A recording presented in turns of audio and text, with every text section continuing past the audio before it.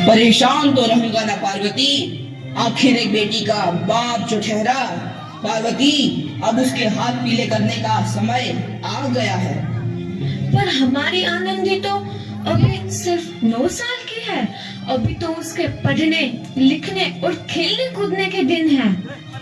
देख पार्वती, लड़कियां पराया धन होती है और जितना जल्दी इन्हें घर से विदा कर दे उतना अच्छा है। कल से आनंद की पढ़ाई लिखाई बंद। पर बापू, इसमें मेरी क्या गलती है? आप मुझे पढ़ाई करने क्यों नहीं देते? तेरी गलती है कि तू एक लड़की है। लड़का होती तो तो क्या बापू? लड़का होती तो क्या? ऐ लड़की, ज्यादा जबान ना चला, नहीं तो जबान हलक से खींचकर बाहर निकाल दूंगा। बापू, मैं पढ़ लिख कर कुछ बनना चाहती हूँ। मेरी पढ़ाई ना रोको बापू। आनंदी, तुझे पढ़ना है तो पढ़, लेकिन सारी उम्र बाप की छाती पर यूं बोझ बनकर ना बैठ। पर बापू, अभी तो मेरी उम्र पढ़ाई लिखाई की है। मुझे पढ़ लिख कर डॉक्टर बनना है। पढ़ाई पढ़ाई पढ़ाई, आज तो तेरी किताबों का काम तमाम करके ही छोड़ूंगा। ये ले। नहीं बापू, मत छोड़ो बापू। छोड़ी। नहीं बापू, नहीं। बापू, फिर तुमने क्या किया? तुमने मेरी इन किताबों को भी नहीं फाड़ा बापू। मेरी किस्मत फाड़ दी, मेरी किस्मत। ये कापी किताबें ना सिर्फ छोरों के हाथ में अच्छी लगती है। लड़कियों के हाथ में तो सिर्फ मेहंदी अच्छी लगती है, मेहंदी। पर बापू, मैं लड़की हूँ तो क्या हुआ? लड़का और लड़की तो हमारे दोनों आंखों के समान होते हैं। चुप कर आनंदी, और यह एहसान मान कि अब तक जिंदा है तू। कहीं बचपन में गला दबाकर मार दिया होता तो यह तेरी बकबक नहीं सुननी पड़ती आज। पर बापू, मुझे चूल्हा जलाना अच्छा ना लगे है। देख छोरी, जितना जल्दी हो तू चूल्हा जलाना सीख ले, उतना ही अच्छा है तेरे लिए। और हाँ, तेरा ब्याह तो होगा, वो भी कल के कल। अबला जीवन है तुम्हारी यह कहानी। आंचल में है दूध और आंखों में है पानी। मुझे माफ कर दे बेटी, तेरे बापू के जिद के आगे मेरी एक न चलेगी। माफ कर दे बेटी, मुझे माफ कर दे। गोपाल राव जोशी से हो गया। बाल विवाह एक सामाजिक कुरीति है और इस कुप्रथा का शिकार होना पड़ा आनंदी को। 5 वर्ष बाद आनंदी 14 साल की हो गई है। उसके घर एक शिशु ने जन्म लिया है। देखते हैं आगे क्या हुआ। इसका माथा तो अंगार की तरफ तप रहा है। इसे तो बहुत तेज बुखार है। आप बिना कुछ भी बोलते हैं, दीजिए मुझे। माधव, माधव, जल्दी से वैद्य जी को बुला के लाओ। जी, अभी बुला के लाता हूँ। ये तुम क्या कर रही हो आनंदी? भगवान की विभूति लगा रही हूँ। बस करो आनंदी, ये सब अंधविश्वास है। अरे आप यकीन तो कीजिए, भगवान की कृपा से इसका माथा ठंडा हो रहा है और बुखार भी उतर गया है ना बाबू? देखिए, दीजिए मुझे। उठो बाबू, आंखें खोलो, तुम्हें तुम्हारी माँ बुला रही है। आंखें खोलो, देखिए ना इसे क्या हो गया है। आंखें भी नहीं खोल रहा। आंखें खोलो बेटा। आप चुप क्यों है? आंखें खोलो बेटा, आंखें खोलो। आनंदी, हमारा बेटा कभी आंखें नहीं खोलेगा। नहीं, ऐसा नहीं हो सकता। मेरे बेटे को मुझसे कोई नहीं छीन सकता, कोई नहीं छीन सकता। पागल मत बनो आनंदी। माधव, माधव। आनंदी, बंद करो ये पागलपन। भगवान ने मेरा बच्चा छीन लिया। भगवान ने नहीं, तुम्हारी अशिक्षा और अंधविश्वास ने तुम्हारा बच्चा छीना है।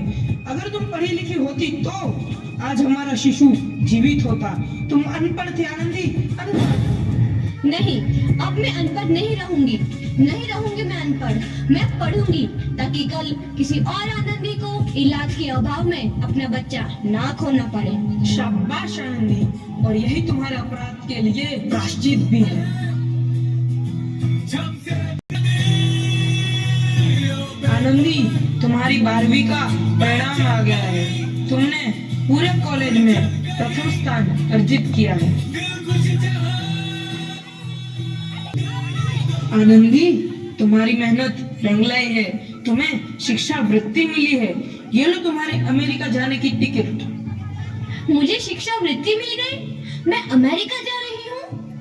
पर ये सब मैं अकेले कैसे कर पाऊंगी? आनंदी, अपने आप को इतना कमजोर क्यों समझ रही हो? फिर इतना पढ़ने लिखने का क्या फायदा? तुम अभी गवार की गवार नहीं हूँ मैं अब गवार। इस प्रकार 7 अप्रैल 1883 को आनंदी अमेरिका के पेंसिल्वेनिया के लिए रवाना हुई और 3 साल बाद उन्होंने डॉक्टर ऑफ मेडिसिन की उपाधि प्राप्त कर ली। इधर आनंदी के पिता की तबीयत बहुत खराब है। आगे क्या होता है देखते हैं। लगता है अब मेरे जाने का समय आ चुका है। तो मैं नहीं बचूंगा। ऐसा मत बोलो। शहर के सिटी हॉस्पिटल में अमेरिका से डिग्री लेकर कोई बड़ा डॉक्टर आया है। एक बार वहाँ चलकर दिखा लेते हैं। हाँ, सही बोला भैया। कम से कम दिल को तसल्ली तो मिल जाएगी। हाँ हाँ, चलो चलो जल्दी हॉस्पिटल चलते हैं।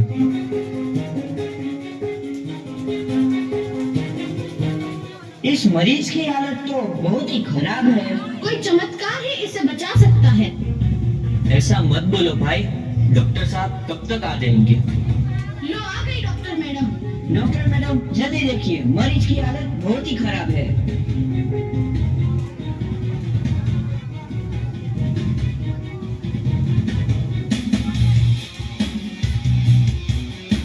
अब आप बिल्कुल ठीक है। मौत के मुंह से आपको बचाया है डॉक्टर मैडम ने। डॉक्टर साहब ने मुझे बचा लिया। मुझे मिलना है डॉक्टर साहब से। डॉक्टर साहब नहीं, डॉक्टर मैडम बोलो। डॉक्टर मैडम, उन्होंने ही तुम्हें जीवन दान दिया है। लो आ गई डॉक्टर मैडम, मिल लो उनसे। डॉक्टर मैडम, आपका बहुत बहुत धन्यवाद। आपने मेरी जान बचाई। इसके बदले में मैं गरीब भला आपको क्या दे सकता हूँ? वचन वचन चाहिए मुझे कि कभी ये नहीं कहोगे कि लड़कियां कुछ नहीं कर सकती। वचन? ये कैसा वचन? अरे श्यामलाल, तुमने पहचाना नहीं? तुम्हारी बेटी आनंदी।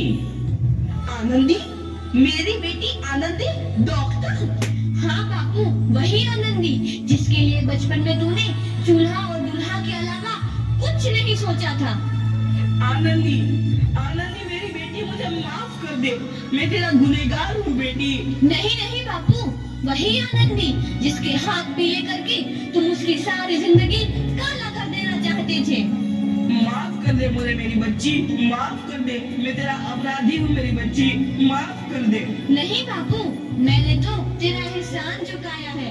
याद है ना अपना एहसान जो बचपन में तुमने मुझ पर किया था? ताने सुना सुना कर जीते जी मार डाला था मुझको। अब बोल, और किस किस को मारेगा? आनंदी बेटी, मुझे माफ कर दे मेरी बच्ची। मैं तेरा गुनहगार हूँ। बापू, आपने ही तो बोला था किताबें सिर्फ बेटों के हाथ में अच्छी लगती है, बेटियों के हाथ में तो सिर्फ मेहंदी। बेटों और बेटियों में फर्क करना तो आंखों में फर्क करने समान है। एक का पढ़ना और दूसरे का ना पढ़ना सामाजिक अंधकार है बापू, सामाजिक अंधकार।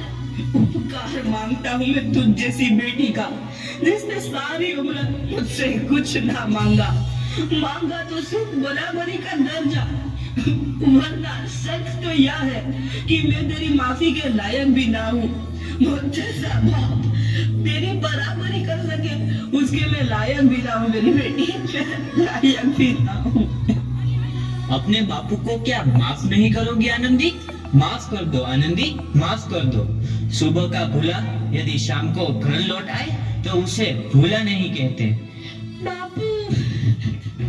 तो इस प्रकार आनंदीबाई जोशी ने अपनी मेहनत और अटूट इरादे से न केवल भारत की पहली महिला डॉक्टर बनी, बल्कि आगे चल के उन लड़कियों के लिए सुनहरा रास्ता दिखा गई जो जीवन में कुछ करना चाहते थे।